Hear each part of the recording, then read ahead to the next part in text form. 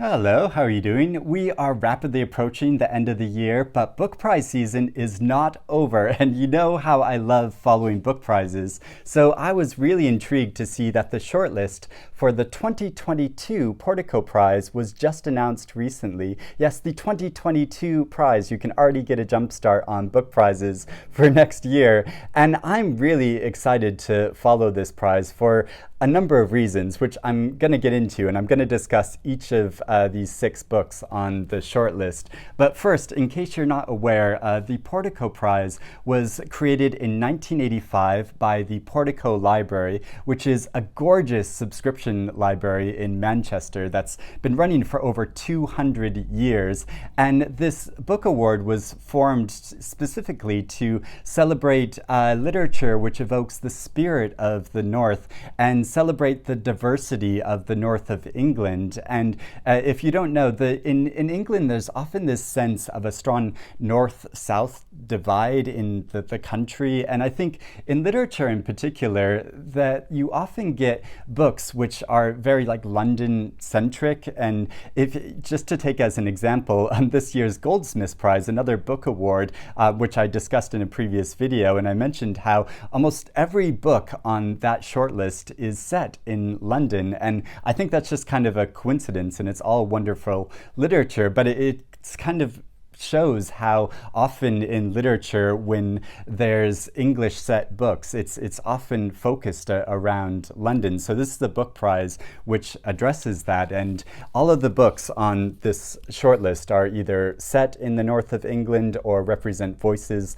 which come from the north of England, and really celebrates the culture and diversity of the north of the country. And I think it's really poignant what Gary Younn, the chair of judges, says about this shortlist. Gary Younn, who's a writer and academic and journalist, and he says that the list illustrates the degree to which there is not one North, but many, rooted not just in place, but time, gender, race, and religion, all molded into elegant prose and conveyed with engaging storytelling.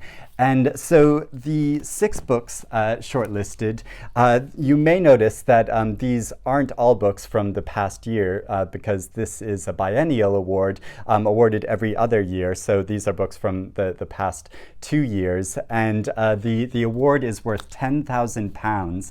And there's going to be 2 online events coming up in January if you want to follow this award with me. So on January 19th, all shortlisted authors are going to be doing an online event where they're giving readings and discussing their books, and there'll be special links where you can buy signed copies of each of the books. And then on January 20th, the winner is going to be announced in an online ceremony, so you can watch that and follow that, and so that'll be really exciting to see. And I am very excited to see which book will win this award. There are 5 novels and 1 memoir and 4 debut books.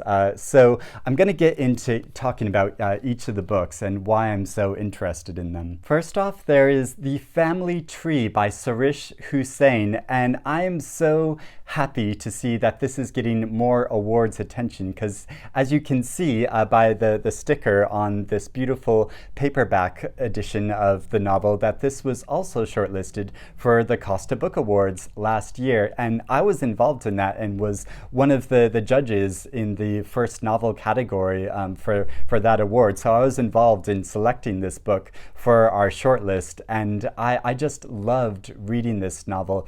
It's set in Bradford and follows a British Muslim family, a single father and his son and his daughter and his infant child, and their very charismatic grandmother over the course of a number of years, and the many trials and tribulations and the extreme heartbreak that they experience. And it really shows how larger issues within society can affect our families and personal lives in a very dramatic way. And it can split families apart, but also this novel beautifully shows how families can come back together over a period of time, and it is just so gorgeous, this story, and I found it so richly moving and involving, and so I hope more people will continue to read and enjoy it. The Outsiders by James Corbett, and this is a novel set in Liverpool in 1981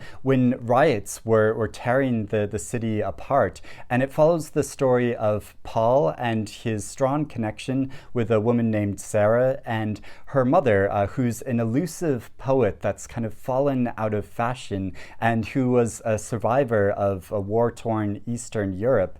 And so it follows the story of their relationship, but also larger political events, like both local and global, that were occurring at the time, and how it affects these people and the dynamic of their connection with each other over time. Mayflies by Andrew O'Hagan. This is another novel set in the 1980s. It begins in 1986 in the city of Manchester and follows two characters who meet and form a very strong connection with each other. You know how there are these people in our lives that are very important to us and are kind of pivotal in how we develop and the person we become, and through their connection with each other and discussions they have, they decide to live their lives differently.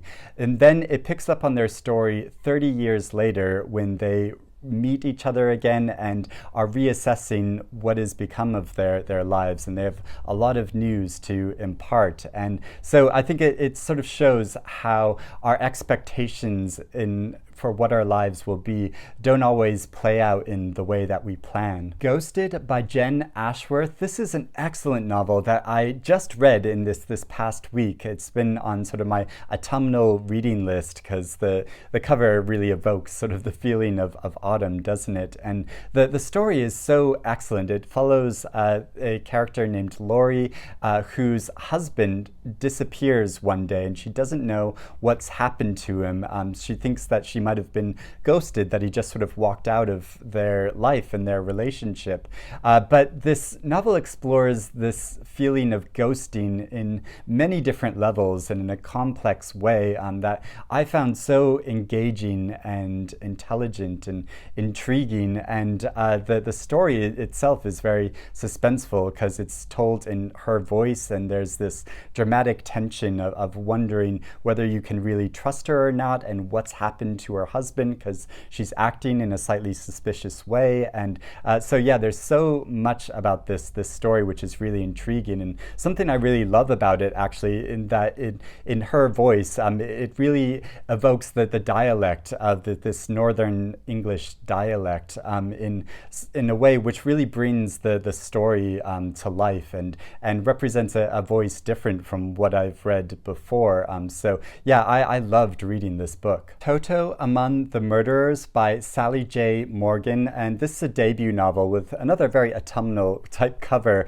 and it's the story of a woman named Jude who to her friends she's nicknamed Toto, and so it follows her story as she's just finished art school, and she moves to a rundown house in Leeds, and is living.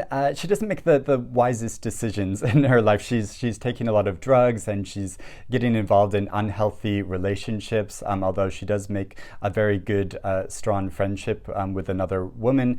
And but amidst all of this, it's set in 1973, and set amidst the backdrop of where real-life serial killers, Fred and Rosemary West, were sort of prowling around the countryside and taking victims, unsuspecting victims, and killing them, and so sort of preying upon young women just like Toto. And so yeah, a very suspenseful story. And finally, there's the memoir Sea State by Tabitha. Tabitha Lasley, which follows the author's experiences when she was in her mid-30s and she just left her job working at a women's magazine and had got out of a tumultuous relationship and moved to the city of Aberdeen to look into the lives of men that work on North Shore oil rigs and how there's a whole masculine culture and lifestyle which is created between these men who work on these oil rigs for long periods of time. And so it's a sort of subset of society that is physically and mentally separate from the larger society, and she gets romantically involved with one of these men who is married, and so she explores issues to do with identity and class and the state of modern marriage. So those are the 6 books on the shortlist for the 2022 Portico Prize. Let me know in the comments below if you've read any of these books and if you have any thoughts about them, if you have any thoughts about the prize in general, or if you're interested in reading any of these books now, if you're intrigued to. I'm really excited to see which of these books will win on January 20th. And like I said, there's going to be a shortlisted book event. So I'll put links in the description below so you can find out more about this prize and following this year's shortlist and what the winner will be. So thank you for watching, and I will speak to you again soon. Bye-bye.